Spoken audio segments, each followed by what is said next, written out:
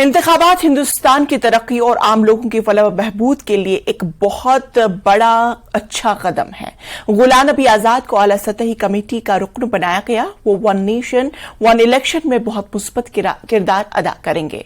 जम्मू कश्मीर के साबिक वजीर आला उमर अब्दुल्ला और महबूबा मुफ्ती के बतौर अपोजिशन अलायंस कोऑर्डिनेशन कमेटी के रुकन होने के बारे में डॉक्टर निर्मल सिंह ने कहा कि ये इन अलायंस पार्टियों का अंदरूनी फैसला है, लेकिन इस वक्त इन तमाम जमातों को वन नेशन वन इलेक्शन की हिमायत करनी चाहिए। बीजेपी के senior leader doctor Nirmal Singh जिला किश्तवाड़ और डोडा के दौरे पर हैं और इस दौरान उन्होंने न्यूज़ 18 से इन बातों का इजहार किया।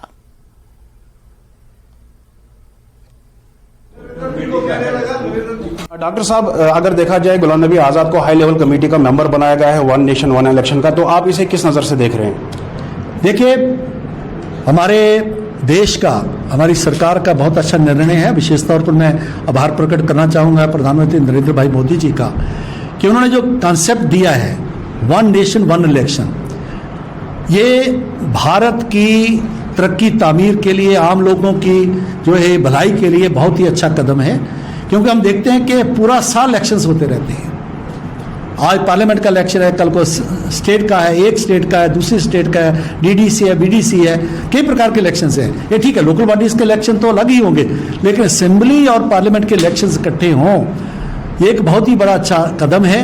और इसमें सभी वो लोग जो इस प्रकार के एक बड़े पॉजिटिव कंस्ट्रक्टिव मूव को जो है सपोर्ट करते हैं, उनको जो है उसमें गुलाम नबी आज़ाद साहब ने इसका जो उनका अध्यक्ष बनाया गया, क्योंकि पूर्व मुख्यमंत्री रहे हैं जम्मू कश्मीर के, और एक इसमें उस फैसले को लाने के लिए एक उनका काफ़ी अच्छा योगदान रहेगा। और मैं कहूँगा कि सभी लोग जो हैं उनको सहयोग करें। दूसरी पॉलिटिकल पार्टीज के भी लोग हैं, जिस प्रकार से उन्होंने एक रास्ता दिखाया है कि हम पॉलिटिकली हम कहीं भी होंगे, लेकिन जब देश की बात आती है हम हैं, एक हैं, और एक जो है जिसका कहते हैं कि वन नेशन वन फ्यूचर, उसके लिए वन नेशन वन इलेक्शन का बहुत ही बड़ा ज़रूरत है। उमर अब्दुल्ला और महबूबा मुफ्ती को अपोजिशन अलायंस कोऑर्डिनेशन कमेटी का भी मेंबर बनाया गया, तो इसे आप किस नज़र से देख रहे हैं? देखिए, ये उनका जो एक आपस में 25-30 लोगों का, पार्टियों का ये जो बन रहा है उनका, ठीक है, जमहूरी तौर पर वो जो मर्जी करें। इलेक्शन जो है उनका कोऑर्डिनेशन कमेटी का जो भी है वो तो उनका अफेयर है, तो मैं इस पर ज़्यादा नहीं बोलूँगा। लेकिन ये जो वन नेशन वन इलेक्शन ये जो है, इसको उनको सपोर्ट करना चाहिए। 28 सियासी जमातों के इत्तेहाद इंडिया अलायंस में शिरकत के बाद पैंथर पार्टी के सदर डॉक्टर हर्षदेव सिंह ने कहा कि तमाम सियासी जमातों ने इस बात पर इत्तेफाक किया कि 2024 के इंतखाबात में बीजेपी को इख्तिदार से हटाने के लिए एक इत्तेहाद की जरूरत है। इत्तेहाद की तमाम जमातें बीजेपी के खिलाफ निशस्तों के हुसूल की बुनियाद पर एक हिकमत अमली वज़े करेगी। उन्होंने कहा कि उनकी जमात ने जम्मू कश्मीर के अवाम के सामने आने वाली तमाम मुश्किलात और मसाइल को पेश किया। हर्षदेव सिंह ने कहा कि टोल प्लाजा, स्मार्ट मीटर और प्रॉपर्टी टैक्स जैसे मसाइल भी उठाए गए हैं।